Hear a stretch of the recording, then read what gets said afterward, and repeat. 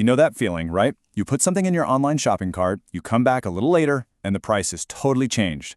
Well, today, we're going to decode exactly why that happens. It's not a glitch, it's a real phenomenon, and believe me, it's completely changing the way we all shop.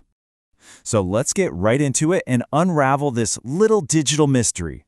Because I promise you, what's happening behind the scenes, it is anything but random. I mean, we've all been there. You find the perfect thing, add it to your cart, and then boom, a few hours later, the price has shot up. It's super frustrating, right? But here's the crazy part. What if I told you this is happening all the time, across millions of products, even when you're not looking? Okay, check this out. This chart is tracking the price of just one GE microwave on 3 big websites, all on the same day. Now, Sears price, totally fixed. Best Buy's, it changed twice.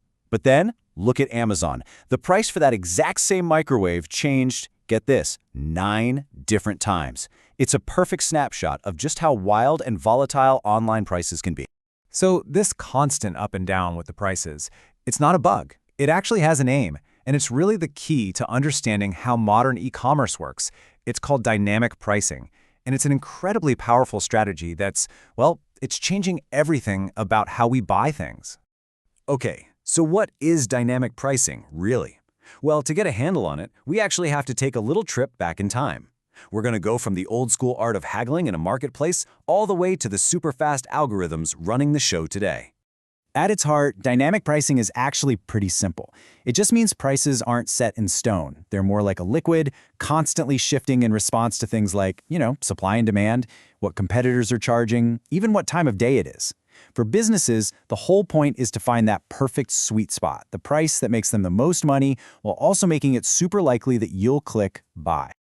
Now hold on, because this is a really important distinction to make. With dynamic pricing, the price changes for everybody based on what the market is doing.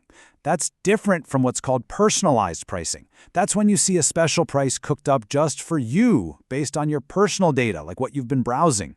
They're definitely related, but they are not the same thing. And that difference becomes really important when we start talking about what's fair.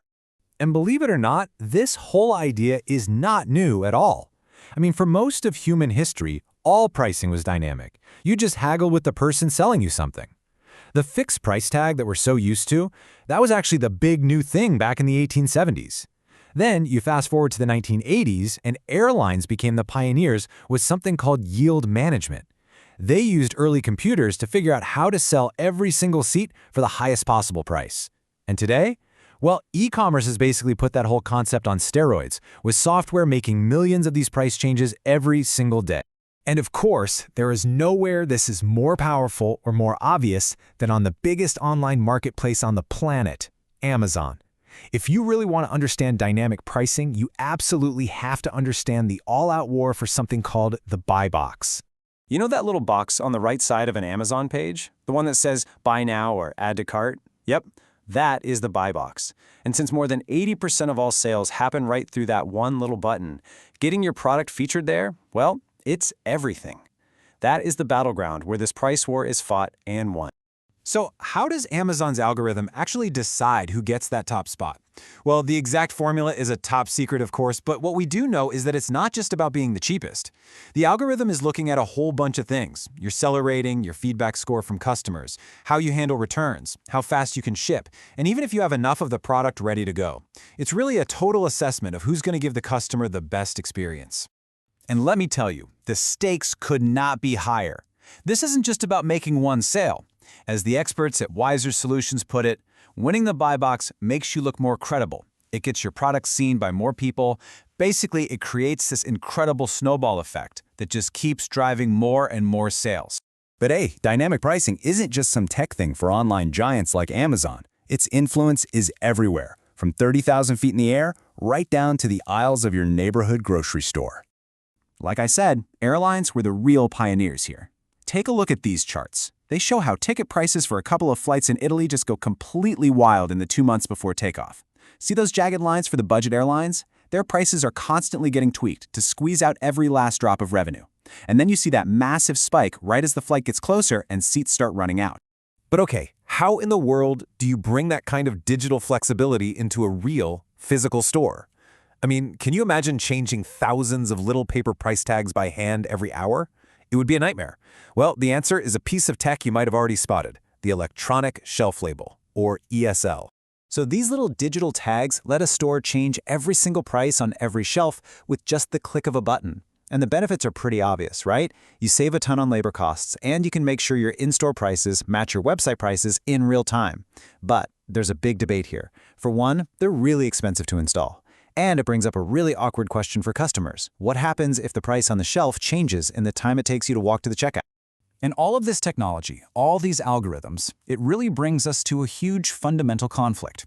This constant push for perfect market efficiency on one side, and our very human sense of what's fair on the other. Okay, so from a business point of view, the argument for dynamic pricing is rock solid.